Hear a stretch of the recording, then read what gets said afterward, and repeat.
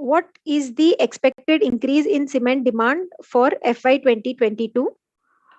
Option A is less than 10%, B 10 to 12%, option C 12 to 15%, and option D is greater than 15%.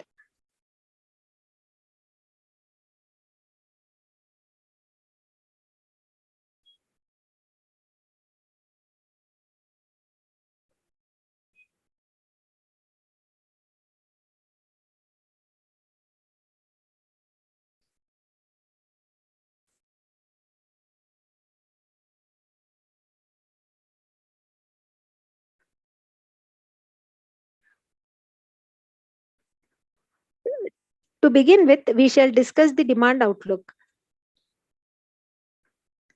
Starting with the monthly trends in cement production, the production which averaged at around 28 million metric ton per month during FY19 and FY20 witnessed a significant decline in April 2020 to a mere 4.3 million metric ton due to nationwide lockdown on account of COVID-19 when the construction activities came to a halt.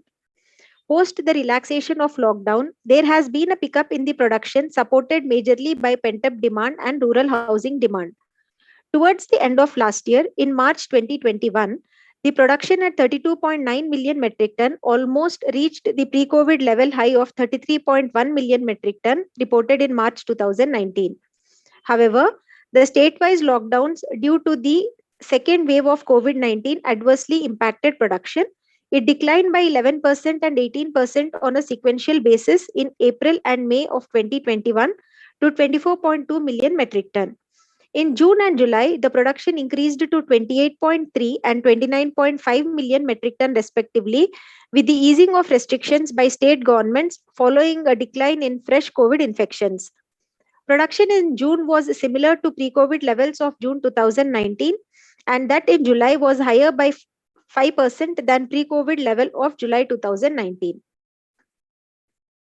Cement production witnessed a CAGR, 10-year CAGR of 5% till FY19.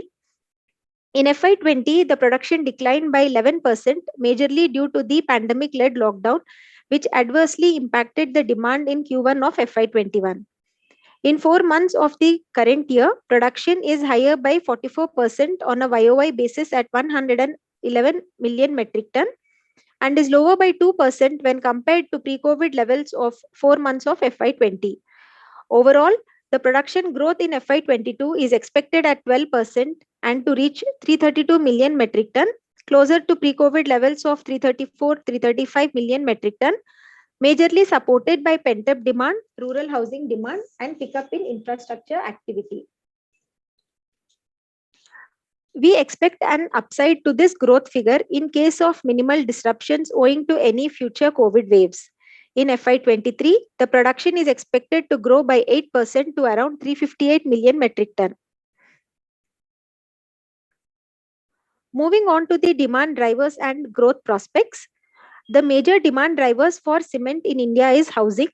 Rural housing and affordable housing together account for around 40 to 45%, followed by urban housing, which accounts for around 20 to 25% of the total demand. The infrastructure sector accounts for 23 to 25% and the industrial capex for around 10%. Coming to the central government capex as given in Exhibit 5, the capex as per the budget estimates is higher by 26% at rupees 5.5 lakh crore in FY22 when compared to the revised estimates of FY21. The central government has increased its capex in the recent years to 3.1% of GDP in FY21 revised estimates and is budgeting to increase it to 3.8% of GDP in FY22. Going forward, as the government is focusing on increasing the pace of infrastructure capex to revive investment and economic growth, role of state governments in overall capex will become even more important. The government has identified a pipeline of infrastructure projects to be developed under the National Infrastructure Pipeline, involving total expenditure of rupees 111 lakh crore over FY20 to FY25, and the state's budget is estimated to finance about 24 to 26% of this capex. The budgeted capital expenditure of 19 larger states constitutes over 92% of the total capex of all the states. The aggregate capital outlay by these states during FY21 was 17% lower as per revised estimates at rupees 4.3 lakh crore compared to the budget of rupees 5.2 lakh crore. However, basis the provisional estimates of monthly capital expenditure incurred by these states, it is estimated to be even lower at rupees 3.7 lakh crore in FY21. The total capital outlay for FY22 budgeted estimates is around rupees 5.9 lakh crore, which is higher by 58% over FY21 provisional. While the budgeted capital outlay estimates appear quite optimistic, given that the last two financial years have seen muted capex, higher growth is achievable. However, any risk of further COVID waves remains in the near to medium term. In this case, the states might again incur lower than budgeted capital spending in FY22. On the sector-wise outlay 10, the transport and irrigation sectors account for 43% of the total outlay in FY22, which is expected to support the cement demand. Moving on to the sector-specific discussion on the next slide.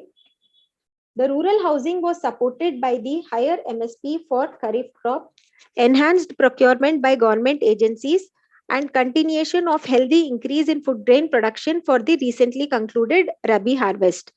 Going forward, the farm sector outlook will be contingent on the Kharif procurement by government agencies, given the modestly higher MSPs for the marketing season of FY22. The Kharif sowing remains healthy compared to FY20. The current reservoir storage is trailing the corresponding level in 2019 and 2020. This suggests a cautious outlook for Rabi sowing unless rains remain strong in the rest of September 2021, which would be counterproductive for the Kharif harvest. Further, uneven distribution of monsoon rains could impact output this harvest season. On the affordable housing front, the pending houses to be completed under PMAY Grameen is 6.1 million and PMAY Urban is 6.3 million by calendar year 22. This, along with the higher aggregate budgetary allocation for FY22 at 47,500 crore compared to rupees 40,500 crore in revised estimates of previous year, is expected to support the cement demand. On the urban residential housing, while there was sales disruption in Q1 FY22 due to second wave, the underlying demand drivers have remained intact, driven by factors such as multi-year low interest rates, demand for more residential space on account of shift to hybrid working model, and pent-up demand. The new launches are expected to increase by 32% in FY22. Coming to the prospects in the infrastructure sectors, the pending Bharatmala awarding of around 19,600 km is likely to get completed by FY23 and the execution by FY26. In the airport sector, Airports Authority of India and major private airports such as Delhi, Hyderabad, Bangalore and Mumbai have capex plans of around 57,000 crore during the next 3 to 4 years. In railways, during FY22 to FY26, the capex under National Rail Plan is at around 9.4 lakh crore, of which 67% accounts for track infrastructure and terminals. The execution of these would augur well for the cement demand in the medium term. We now move over to the next section, which is the discussion on trends in cement prices, input costs, and the outlook on profitability. We have analyzed the cement prices, cost structure, and profitability in this section by considering a sample of 12 major listed cement companies. The regional demand supply dynamics and the pricing discipline are key determinants of cement prices.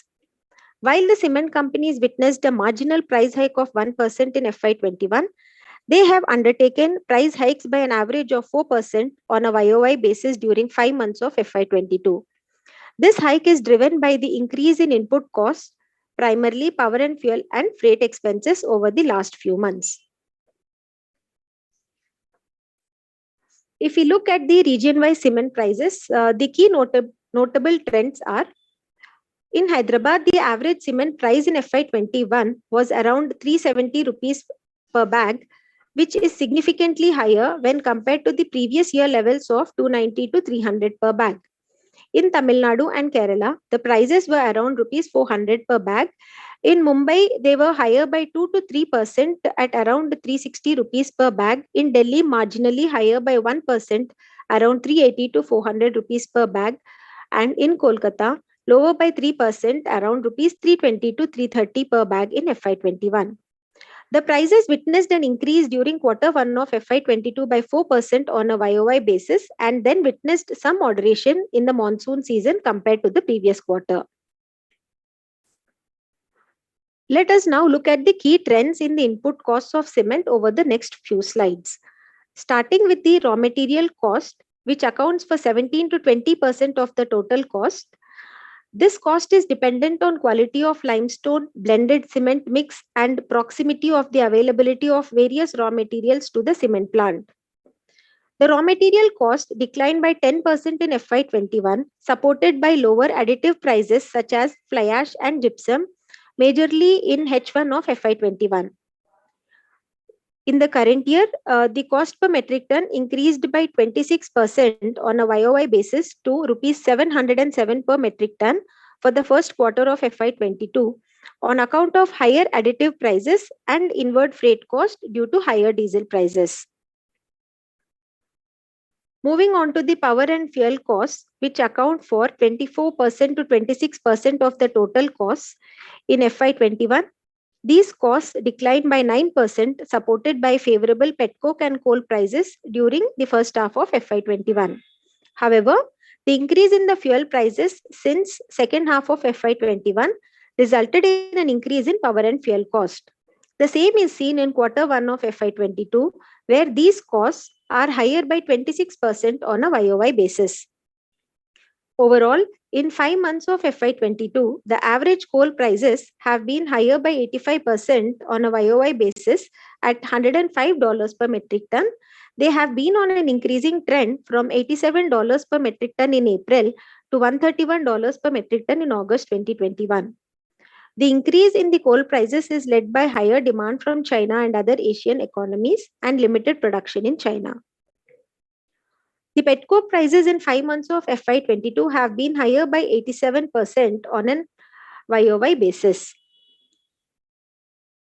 Moving on to the freight costs, which account for 27 to 30% of total costs, the rail, road mix, and average lead distances are the key determinants of freight costs. Optimization of the distance of the cement plants from the source of raw materials and major consumption centers supports the profitability. Overall, the freight mix for the sample is with road at 74%, followed by rail at 23% and sea at 3%. Over the last 4 years, the freight cost per metric ton remained in the range of rupees 1,110 to 1,140 per metric ton. They increased by 9% on a YOY basis in quarter 1 of FY22, majorly due to the higher diesel prices. We will now launch a second poll for the day on EBITDA per metric ton.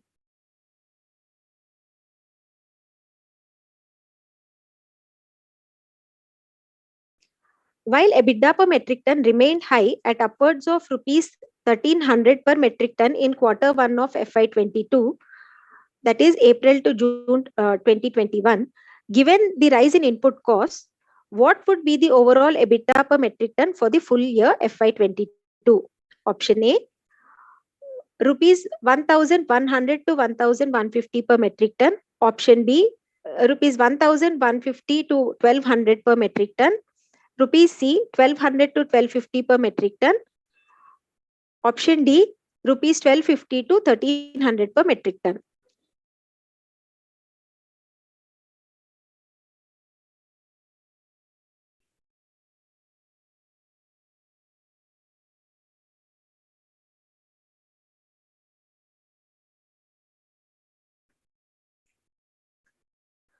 Moving on to the next slide on EBITDA per metric ton. The EBITDA per metric ton was the highest in FY21 over the last 1 decade at around rupees 1,236 per metric ton, supported by favorable input prices, majorly lower power and fuel expenses. While the industry witnessed cost side pressures, the companies reported highest ever EBITDA per metric ton at rupees 1,372 in quarter 1 of FY22, surpassing the previous peak of around 1300 achieved in Q1 of FY21, majorly supported by higher net sales realization and cost optimization measures undertaken. However, as the input costs are expected to remain at elevated levels, we expect a moderation in EBITDA per metric ton to around 1150 rupees per metric ton. If the cement companies are able to hike the net sales realization following any further increase in the input costs from the current levels going forward, then there could be an upside to our EBITDA per metric ton expectations. This slide discusses on the investments in WHRS by the cement companies and the consequent savings in the power cost. Cement companies in India have been significantly investing in renewable energy and waste heat recovery systems to reduce their dependence on fossil fuel based power generation. By generating power using the hot gases produced during the manufacturing process, WHRS is more cost efficient and helps in augmenting the operating profitability. The cost of installation of WHRS plant is around rupees 8 to 10 crore per megawatt of capacity, and with an optimal plant utilization, the payback period for WHRS usually is 3 years. The cost of power generation using WHRS is around rupees 1.3 to 1.5 per unit as compared to rupees 4.5 to 5 per unit for captive thermal power. With 20 to 25% WHRS replacement in the total power capacity, the power cost savings for the cement companies is estimated to be around 14 to 18%, resulting in an improvement in the operating margins by around 110 to 140 basis points. In addition to this, investing in renewable energy also aids in reducing carbon footprint. As on March 21, major cement companies installed WHRS capacities of around 520 megawatt.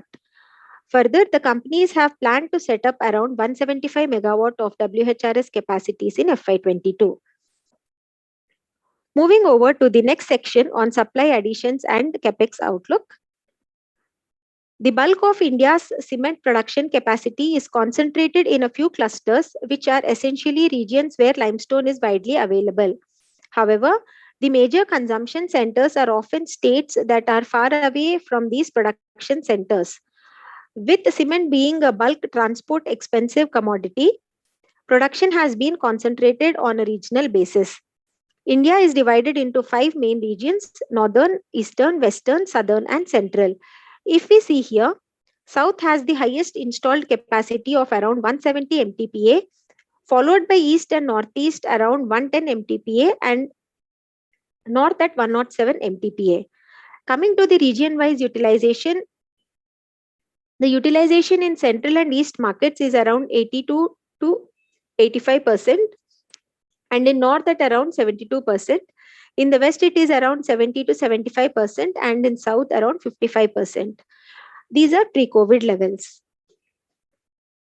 The capacity additions are likely to get back to around 21 MTPA in FY22 and 27 MTPA in FY23 from around 15 MTPA levels in FY21.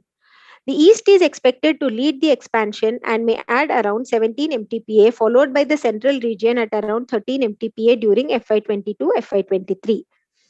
The capacity additions in South during these years remains relatively on lower side given the surplus capacities in the region. The significant decline in production resulted in a decline in industry's utilization levels to around 57% in FY21 from 67% in FY20. With the expected revival in demand in FY22 and FY23, the utilization is likely to improve to around 62 to 64%. However, the same remains at moderate levels on an expanded base. Coming to the performance of ICRA's sample of cement companies. While most cement companies reported a decline in revenues in FY21 driven by a decline in the sales volumes, some companies reported an increase in revenues in FY21 driven by sequential growth in volumes in H2 of FY21. ICRA's sample reported an increase in the sales volumes by 2% in FY21. The cement companies reported the highest operating profitability in the last decade. The sample witnessed an improvement by around 360 basis points to 24.5% in FY21 with the easing of cost side pressures. Consequently, the interest coverage ratio of the sample improved to 9.2 times in FY21 from 6.1 times in the previous year. The ROCE also increased to 14.5% from 11.7%. Moving on to the credit outlook and rating movements.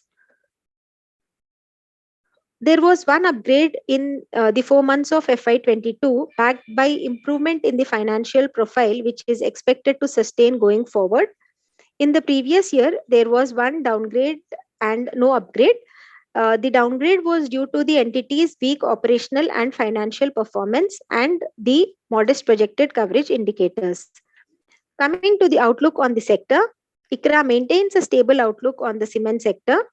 While the revenues are expected to increase by 13% in FY22, largely supported by volumetric growth, the elevated input costs are likely to exert pressure on operating margins, which are expected to contract by around 200 to 230 basis points. While the capacity addition is likely to witness an increase in FY22, the debt reliance is likely to be on the lower side owing to the healthy cash generation and strong liquidity of cement companies. The debt coverage metrics are expected to remain strong in FY22 with interest cover of about 10 times and TD by EBITDA at 1.2 times. With this, the presentation ends and we are open for Q&A session. Thanks, Anupama. Participants are requested to type their questions in the Q&A box. So while the questions assemble, I will just project the response that we got for the first poll question, which is on demand. So majority of the participants have actually opined that 10 to 12% is the expected increase in the cement demand, which is also our view. We also expect that the overall increase in cement demand for financial year 2022 would be at about 12% for the current financial year.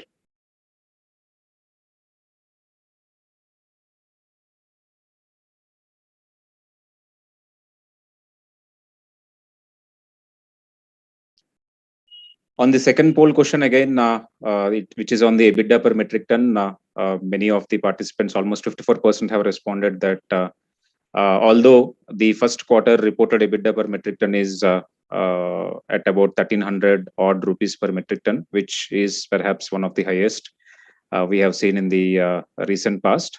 Despite that, given the cost side pressures, we also expect that there will be some impact on the EBITDA per metric ton for the full year, which is in line with majority of the participants' opinion. We expect that the EBITDA per metric ton would come to about 1150 rupees for the current financial year.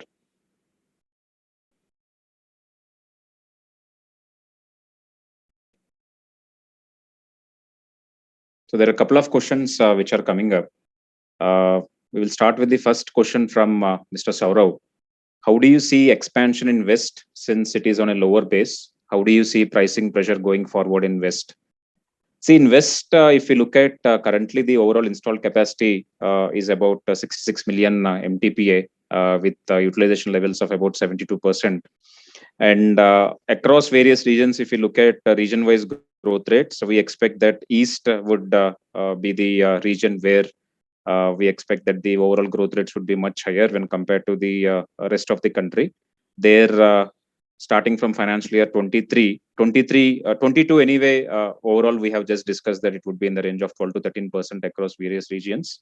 But 23, we expect that East could grow at about 9%, followed by 8.5%. Similarly, across various regions, this growth rate could vary. For instance, the lowest growth is expected to be witnessed by South-based players.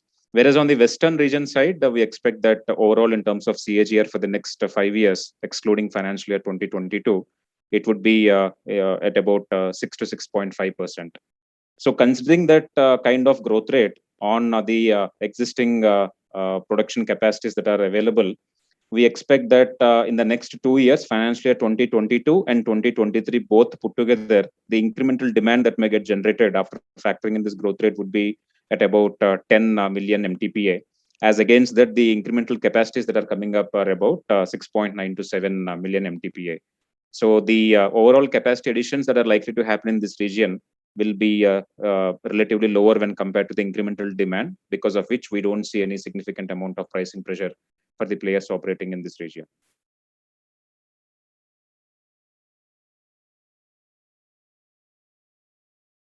So the next question is again on the region-wise growth for financial year 2022. We just discussed on that. Overall growth is expected to be at about 12%. But as I said, East and Central regions are the ones who will dominate to some extent, even in the current financial year, given the significant amount of capex in terms of affordable housing and the infrastructure projects which are being taken up in these regions. So East and Central, when compared to the overall growth rates, there could be 125 to 175 basis points higher growth rates witnessed in these regions, whereas in the rest of the country it will be slightly lower than 12%. Net for financial year 2022, the overall growth at pan India level would be at about 12%. That is our estimate for financial year 2022. Cement prices expectation for financial year 2022, in the first quarter so far, there has been pricing discipline and there have been price revisions by about 4% in Q1 of financial year 2022. And going forward also, given the overall pricing discipline and the rise in input costs that we are witnessing, there could be certain revisions that may happen as we move along. May not be in the monsoon period, but post that in Q3, Q4, depending on to what extent the price escalations may be there on the cost front, there could be certain revisions which may be taken up by the players.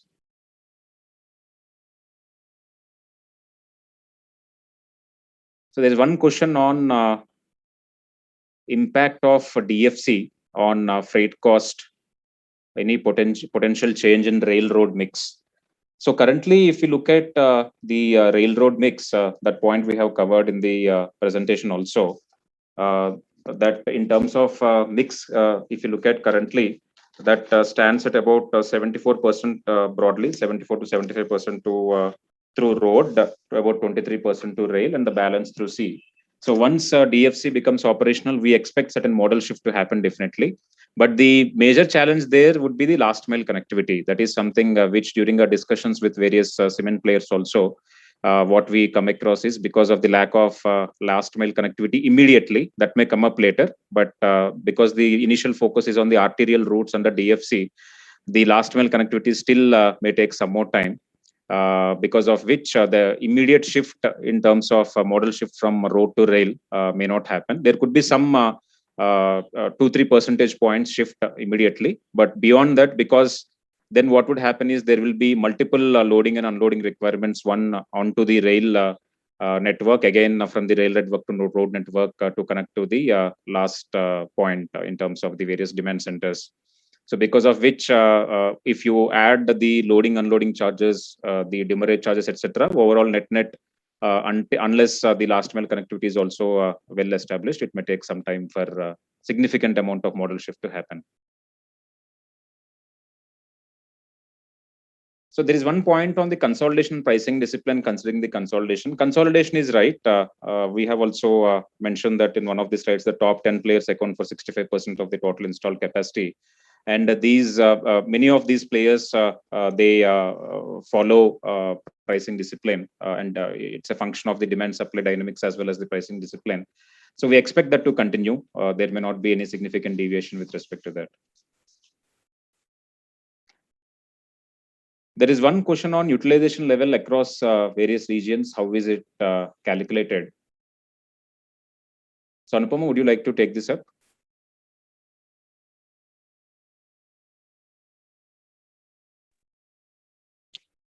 It is the demand in the specific region on the base is the installed capacity in that particular region.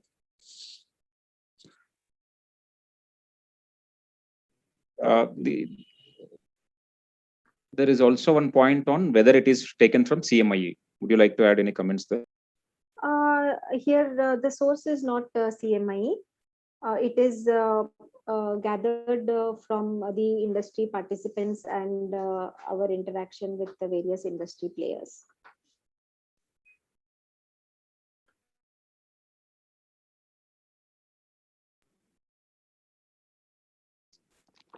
There is one question on which region will have highest capex for financial year 22 and 23. What will drive the capex in those regions? So, as we were discussing earlier, the major growth drivers across these regions would be the rural housing, affordable housing, and the infrastructure-related investments. And amongst all the regions, east and central regions are the ones where we expect, at least in the next 3 to 5 year period, because of the huge thrust on the affordable housing and the rural housing that is happening in these regions, that will drive the overall demand for cement in these regions. So overall, in terms of region-wise growth rates, as I mentioned earlier, East would be leading the pack at about 8.5 to 9% for the next 5 years, excluding financial year 2022. I'm talking about 23 to 26, the period between 23 to 26, 8.5 to 9% could be the growth rate in that region, because of which we are also seeing, if you look at incremental capacity additions that are happening in the sector, majority of the capacity additions are happening in the eastern region, followed by the central region, which is in line with the actual growth rates which are likely to be witnessed in these regions. Again, next to east, the other major region where the growth will be relatively higher is the central region. Here also, it's a mix of rural housing plus infrastructure. There is some good amount of contribution from the infrastructure also in this region. So combination of these two is expected to result in about 7 to 7.75% kind of growth rates between this period between 23 to 26. And for the remaining regions, especially south and north, these will be relatively witnessing lower growth rates when compared to east and central. That could be in the range of 4.75 to 5.25, 5.5%. And west will be relatively better, somewhere in between south and north and east and central. That could be at about 6.5% or so in CAGR terms.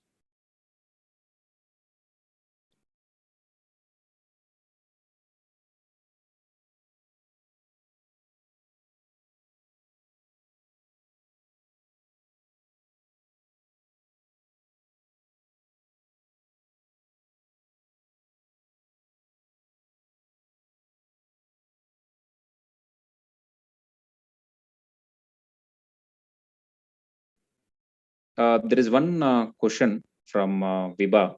Can you relate capex to existing capacities in percentage terms for East region, and how would this impact operating margins?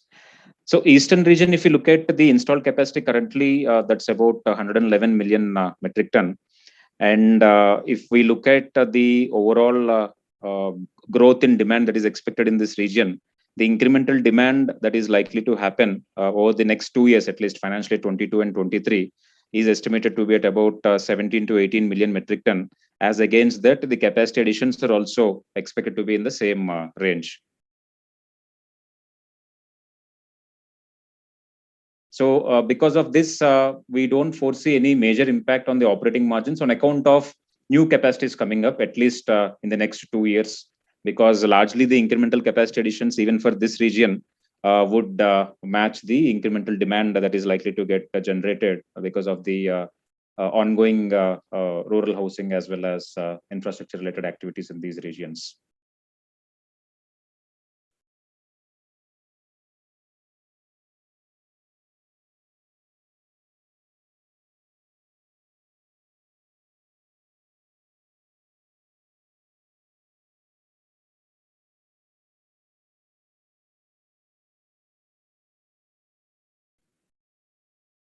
So there are no further questions.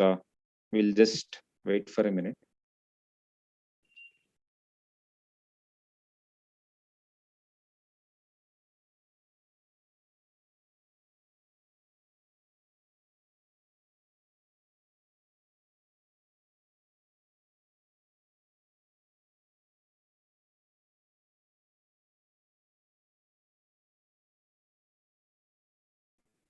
So there is one question on clinker additions in the east. We don't have the exact additions that are likely to happen on the clinker front. That is something which is not available.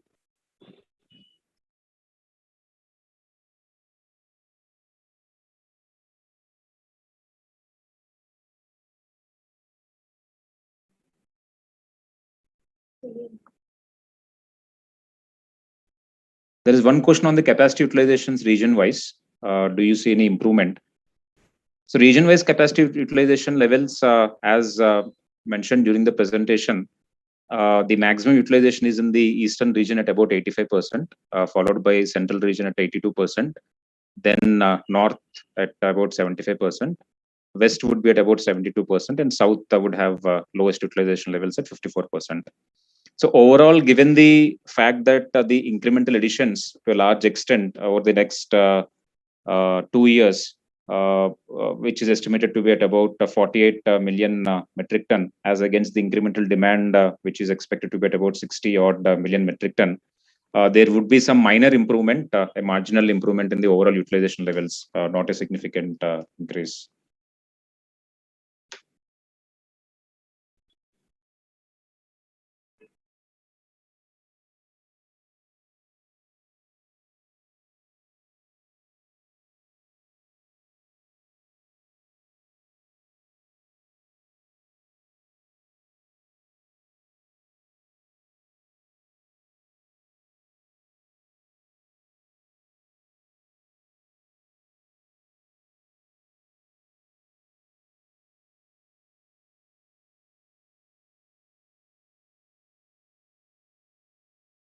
See, price increase. There is one question on the price increase and which region would remain high. I think region-wise prices. Anupama, if you can go back to that slide, we have captured that different regions have, depending on the demand-supply characteristics there and the overall imbalances on those front, the prices would get determined. So companies, to a large extent, given the factors that we discussed so far in the pricing discipline, they were able to pass on the increase in the input costs. That is also reflected in the Q1 EBITDA margins, which they have reported.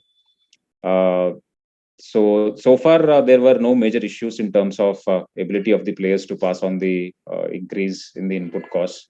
So Anupama, would you like to revisit this slide and quickly summarize the region-wise price trends that we have seen? So if we see in financial year 21, in the Hyderabad region, the prices increased to 370 rupees per bag from previous year levels of 290 to 300 per bag, translating to an increase of 27 to 28%. In the Mumbai market, they were marginally higher by 2 to 3%, around 360 per bag. And in the Delhi, they were marginally higher by 1% at 380 to 400 per bag.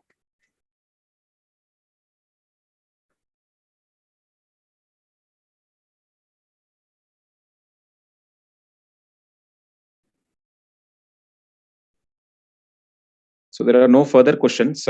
We would like to thank all the participants for their time. In case if you have any comments or any other clarifications, please feel free to reach out to us. Thank you all. Thank you so much.